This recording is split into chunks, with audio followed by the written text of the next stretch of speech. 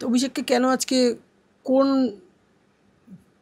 পরিপ্রেক্ষিতে উনি দলনেতা করলেন? অভিষেকের পারফরমেন্স কি অভিষেক খুব ভালো ইংরেজি বলে, খুব ভালো হিন্দি বলে, কিন্তু ইংরেজি বলা হিন্দি বলাটাই কি একমাত্র লোকসভার পারফরমেন্স হতে পারে? সেই পুরনোদের ছাঁটাই এখনও চলছে। সুদীপদাকে সরিয়ে দিয়ে অভিষেককে করলেন। উনি তো নিজের বাড়ি ছাড়া কাউকে চেনেন না। মুখ্যমন্ত্রী মমতা বন্দ্যোপাধ্যায় দীর্ঘদিনের ছায়াসঙ্গী সোনালী দি এই মুহূর্তে আমাদের সঙ্গে রয়েছে। অনেক ওঠাপড়া বিরোধী দলনেত্রী থেকে মুখ্যমন্ত্রী আজকে 2025-এর এই বাংলার তিনি অনেকটা যাত্রা দেখেছেন মুখ্যমন্ত্রী মমতা বন্দ্যোপাধ্যায়ের। কথা বলে নেবার আমরা চেষ্টা করব। দিদি কেমন আছেন? ভালো আছি। এখন ভালো আছেন? শরীর এই যে এত অসুস্থ, আপনার দীর্ঘদিনের সঙ্গী যিনি ছিলেন, সঙ্গিনী বিরোধী দলনেত্রী মুখ্যমন্ত্রী মমতা বন্দ্যোপাধ্যায়, বর্তমানে মুখ্যমন্ত্রী, আমি তার সঙ্গী ছিলাম, তিনি আমার সঙ্গী ছিলেন না। তিনি নেত্রী, তো তিনি আমার সঙ্গী থাকবেন এটা আমি বলার আস্পর্ধা রাখি না। আমি তার সঙ্গী ছিলাম। তিনি এত শরীর খারাপ হয়েছে কখনো খোঁজ নিয়েছেন? না, তিনি এখান থেকে বাঙালির এতে হেঁটেছেন, এত কাছে এই কলেজ স্কয়ার থেকে হাঁটলেন। তিনি একবারের জন্য আসেননি বলে আসার প্রয়োজনীয়তা মনে করেন। আমরা তো মুখ্যমন্ত্রীকে বারবার দেখেছি যে বিরোধী দল হোক, সৌজন্যতা দেখাতে উনি যার শরীর খারাপ হয় পৌঁছে যায় বা ফল মিষ্টিটুকু পৌঁছে দেয়। আপনার ক্ষেত্রে কি ব্যতিক্রম? একেবারেই দেখা করতে আসেননি, যখন ফল মিষ্টি পাঠানোর প্রয়োজনীয়তা উনি পাঠানোর প্রয়োজনীয়তা মনে করেননি হয়তো। উনি এখন চিফ মিনিস্টার, উনি আসতে গেলে তো অনেক প্রোটোকল মেনে ওনাকে আসতে হয়, সেই জন্যই হয়তো উনি আসেন। আমি কিচ্ছু মনে করিনি। আমরা এই জয়ী হোক সুখী হোক পাণ্ডব সন্তান, কর্ণকুন্তী সংবাদে কর্ণ বলেছিলেন, আমি রব নিষ্ফলের হতাশের দলে। আমার এখন সেই কর্ণের মতোই অবস্থা। আমরা যেখানে বসে আছি দিদি, এর থেকে কয়েকশো মিটার দূরে মুখ্যমন্ত্রী হাঁটলেন। এই যে বাংলা ভাষা, বাঙালিদের কোথাও গিয়ে অত্যাচারিত হচ্ছে বিজেপি শাসিত রাজ্যের প্রতিবাদে, 26-এ এটাই অস্ত্র ভোটের। কি মনে হচ্ছে মুখ্যমন্ত্রী কেমন ফলাফল করবে? মুখ্যমন্ত্রী এইবার বোধহয় ক্ষমতায় আসতে পারবেন না। আমি যা মনে করি, কারণ 21শে জুলাই প্রত্যেকবার বৃষ্টি হয়, এবার কিন্তু এক ফোঁটাও বৃষ্টি হয়নি। এবার সূর্য প্রচণ্ডভাবে তেজোদ্দীপ্তভাবে সূর্য তেজ উঠেছিল। মুখ্যমন্ত্রী যখন 21শে জুলাই বৃষ্টি হতো তখন বলতেন শহীদের মা কাঁদছে বা বাংলার মায়ের চোখের জল, এসব বলতেন। এবার কিন্তু এটাও ওনাকে ভাবাচ্ছে না। উনি তো বলছেন এবারে জল নয়, চোখ দিয়ে আগুন বেরোবে। যে আগুন আজকে অভিষেককে দলনেতা করলো, সেই আগুনের কথা কি উনি বলছেন? আমি দেখুন, এখন বিজেপি করি তো, কিন্তু তৃণমূল কংগ্রেসের উনি ছিলেন দেবকী। আমরা হাজার যশোদা মিলে এই তৃণমূল কংগ্রেসটাকে বাংলার বুকে প্রতিপালন করেছিলাম, তবেই তো তৃণমূল কংগ্রেস এসছে। আমি একটা অশনি সংকেত দেখতে পাচ্ছি যে তৃণমূল কংগ্রেস আবার ক্ষমতা আসতে পারবে। তো আজকে দলনেতা হলেন অভিষেক বন্দ্যোপাধ্যায়। মুখ্যমন্ত্রী বারবার যেমন বলেন যে দলে আমিই শেষ কথা, তাহলে অভিষেক বন্দ্যোপাধ্যায়ের ভবিষ্যৎ কি দেখতে পাচ্ছেন রাজনীতিতে উজ্জ্বল? কারণ আপনি কিন্তু অভিষেক বন্দ্যোপাধ্যায়কে কার্যত জন্মাতে বড় হতে দেখেছেন। নিশ্চয়ই এখনও আমি অভিষেক বন্দ্যোপাধ্যায়কে সেই মনে হয় ছোট্টবেলায়, আমি অভিষেকের 87 সালে জন্ম, যদি আমি খুব ভুল না করি, আর আমার 89 থেকে ওই বাড়িতে যাতায়াত। আমার মনে আছে আমি যখন যেতাম, অভিষেক তখন আমাকে ভাত ছুঁড়ে মারত আর বলতো এই সোনালিটা এসছে, দিদিকে নিয়ে যাবে। দেখুন, অভিষেক এখন আমার কাছে সেরকম অত ছোটই আছে, তবু উনি তো সাংসদ। আমি যেখান থেকে জিততাম উনি সেই এলাকারই সাংসদ। দলনেত্রী একবার এমএলএদের মিটিং ডাকেন, বলেন আমি শেষ কথা। তো অভিষেককে কেন আজকে কোন পরিপ্রেক্ষিতে উনি দলনেতা করলেন? অভিষেকের পারফরমেন্স কি অভিষেক খুব ভালো ইংরেজি বলে, খুব ভালো হিন্দি বলে, কিন্তু ইংরেজি বলা হিন্দি বলাটাই কি একমাত্র লোকসভার পারফরমেন্স হতে পারে? তাহলে সুদীপদা কি কিছুই বলতে পারতেন না? বা সৌগত রায়ের মতো নেতা কি ছিল না? জানি সৌগত রায় অসুস্থ, আমি তার আরোগ্য কামনা করি, কারণ আমরা বিধানসভায় adjournment, calling attention, mention, zero আর সব কিছু আমাকে সৌগতদা হাতে করে শিখিয়েছে।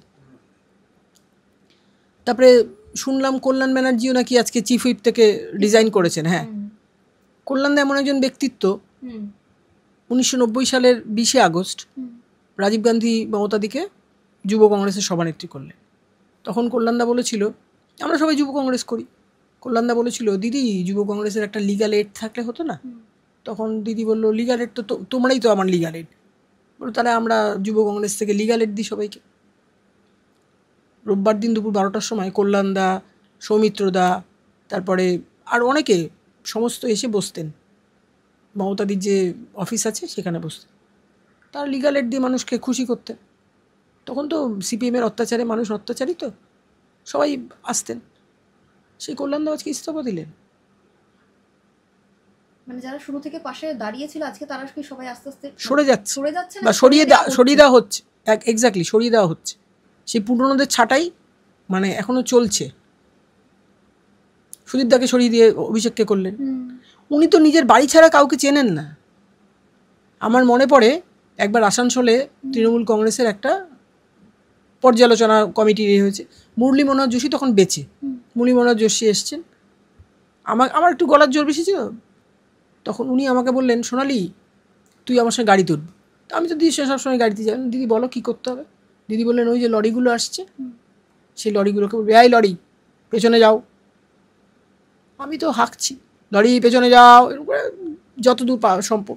তখন আমার সঙ্গে ছিলেন কৃষ্ণাদি, মানে বিধাননগরের যে মেয়র, তিনি আমাকে টুকলেন, বলে পেছনে কে আসছে রে সোনালি? আমি বলি লরিগুলো। বলে লরি পেছনে আসছে না, লরি পাশে আসছে, পেছনে কিন্তু অভিষেকের বাবা মানে মমতাদির ভাই অমিত। বলে তাদেরকে তুই বাঁচাচ্ছিস কেন? তখন আমি বললাম না দিদি বলেছে। তখন উনি আমাকে বললেন একটা গালাগালি দিয়ে, তুই না সেই অমুকই রয়ে গেলি। উনি বাড়ি ছাড়া কিচ্ছু বোঝেন না। মানে যখন উনি বিরোধী দলনেত্রী ছিলেন, বিরোধী দলনেত্রী হিসেবে বলা হয় যে ওনার এখনো পরিপূরক কেউ এই পশ্চিমবঙ্গে আসতে নাকি পারেনি, এবং বর্তমান পশ্চিমবঙ্গের যা অবস্থা, এই যে এতগুলো ক্ষেত্রে দুর্নীতি, এই রাজ্যের স্বপ্নকে বর্তমান মুখ্যমন্ত্রী তখন দেখেছিলেন? দেখুন আমার বাড়িতে আপনারা ঢুকতে ঢুকতে দেখেছেন বাবা লোকনাথের একটা ফটোগ্রাফ আছে। আমার বাড়িতে বড় করে বাবা লোকনাথের তিরোধান দিবসে পুজো হয়। তখন আরএসএসের একজন ভদ্রলোক এসেছিলেন প্রসাদ খেতে, তার নাম করে আমি তাকে বিব্রত করতে চাই না, তিনি খুব সম্মানীয় ব্যক্তি। আমি তাকে সম্মান জানিয়ে, ঠাকুরের সামনে তো কাউকে প্রণাম করা যায়, আমি হাত জোর করে বলেছি দাদা যদি অভয় দেন তাহলে একটা কথা বলি। তখন উনি বলছে হ্যাঁ দিদি বলেন। তখন আমি বললাম দিদি বললে তো বলবো না, কারণ আপনি আমার বাবার মতো। তিনি আমার বাবার বয়সী না, কিন্তু বয়স্ক মানুষ। বিজেপি সব আছে, বিজেপির পয়সা আছে, বিজেপির সংগঠন আছে, বিজেপিতে একটাও মমতা ব্যানার্জি নেই। তখন উনি আমার দিকে বড় বড় চোখ করে তাকাচ্ছেন। তখন আমি বললাম কারণ এই যে এত দুর্নীতি, যদি একটাও মমতা ব্যানার্জি থাকতেন তাহলে দিদি যেমন সিপিএমকে শূন্যে পৌঁছে দিয়েছেন, দিদির আন্দোলনের জন্যই তো বিজেপি কী বলে সিপিএম শূন্যে চলে গেছে, তাহলে কিন্তু তৃণমূল আর কনসিস্টই করতো না। তখন আমি জানিও না, আমাদের বাড়িতে তো বিজেপির সমস্ত কিছু আসে এখন। পরের দিন আমার হাজবেন্ড দেখছেন বিজেপি একটা বই বেরিয়েছে, পত্রিকা আরএসএস এর একটা বই বেরিয়ে সংকল্প কাগজ বেরিয়েছে, তাতে লেখা আছে বিজেপির সব আছে কিন্তু বিজেপিতে একটা মমতা ব্যানার্জি। আমি যে কথাটা বলেছি ঠিক সেই কথাটা। তখন বলছেন যে সোনালি দেখো, ওই ভদ্রলোকের নাম করে বলছেন উনি কত পাওয়ারফুল, যে কালকে তোমার কথাটাই তুলে দিয়েছে। তখন আমি বললাম এত দুর্নীতি সত্ত্বেও কি বাংলার মানুষ এখনও মমতাদিকে ক্ষমতায় রাখে? আর বলছি যেদিন সিঙ্গুর হলো, সিঙ্গুরের জন্যই তো মমতাদি, দেখুন মমতাদি কিন্তু 1990 সালে 16ই আগস্ট যখন লালু আলম দিদিকে মাথায় মারলো, আমরা সেদিন কেউই ছিলাম না, যাদবপুরের লোকেরা কেউ ছিল না, আমরা সবাই আসতে চেয়েছিলাম। দিদি বলেছিল না কালকে বন্ধ দেখেছি, তখন যে তৃণমূল হয়ও নি, যুব কংগ্রেস, তোরা কেউ যাবি না। তারপরে আমরা আসিনি। তারপরে আমাদের পাড়ার একজন জামাইবাবু, সে আমাকে গিয়ে বলছে সোনালি আছে, সোনালি আছে। আমি চিরকাল একটু ভারী। আমার মা বলছেন হ্যাঁ কী হয়েছে জামাই? তখন বলছেন যে মমতা ব্যানার্জি মার খেয়েছে। সোনালিয়া কী করে মাসিমা? আমার মাকে সবাই মাইমা বলতো, কী করে মাইমা? তখন মা বলছেন সোনালি এই খেয়ে দিয়ে ঘুমাচ্ছে। তখন বলছে মমতাদি মার খেয়েছে আর সোনালি ঘুমাতে যাচ্ছে। তখন আমি তখন বেরিয়েছি, আমি তো কী হয়েছে জামাইবাবু? তখন বলছে যে সোনালি তুমি জানো না এরকম মমতা ব্যানার্জিকে প্রচণ্ড মারা হয়েছে? বললাম কোথায়, মানে কোথায় মারা হলো মমতাদিকে? বললো হাজরা মোড়ে। আমরা এটা মানে আশঙ্কা করছিলাম, আমরা মিছিল টিছিল বার করেছি বন্ধের সমর্থনে। তখন আমি আসলাম, উনি সাইকেল নিয়ে এসছে, পাড়ার জামাই তো সাইকেল নিয়ে এসছে। আমি সাইকেলে উঠলাম, মা বললো জামাই ও কিন্তু মোটা সোটা, ওকে নিয়ে সাইকেল চালাতে পারবে। তো যাই হোক সাইকেলে করে কিছু দূর আসলাম, আমাদের বাড়ির কাছেই তো করুণাময়, করুণাময়তে এসে আমরা ট্যাক্সি ধরলাম। ট্যাক্সিরা তো যাবে না, না আজকে বন্ধ। আপনি চলুন, আমরা বন্ধের সমর্থক, আমরা ট্যাক্সিতে উঠছি মানে ট্যাক্সিটা যাবে। আমরা পিজি হাসপাতালে আসলাম। পিজি হাসপাতালে তখন সুপার ছিলেন বিধান সান্যাল, তিনি এখন কোথায় আছেন আমি জানি না। তখন আমি দেখতে পাচ্ছি চারিদিকে, আইটিইউতে ছিলেন দিদি, চারিদিকে একটা অসম্ভব মানে আশ্চর্য নীরবতা। তখন আমি দিদি, ও দিদি, তখন এমনি একটা গোঙানির আওয়াজ। তখন বলছে, দিদি বলছেন কে রে? তখন আমি রেকগনাইজ করলাম উনি দিদি। আমি বলছি দিদি? তখন দিদি বললেন যে হ্যাঁ এই তো আমি।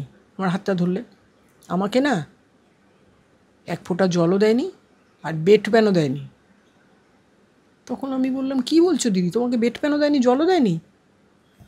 আমি তো জ্বালিয়ে দেবো পিজি হাসপাতাল, অমুক করবো তমুক করবো বলতে লাগলাম।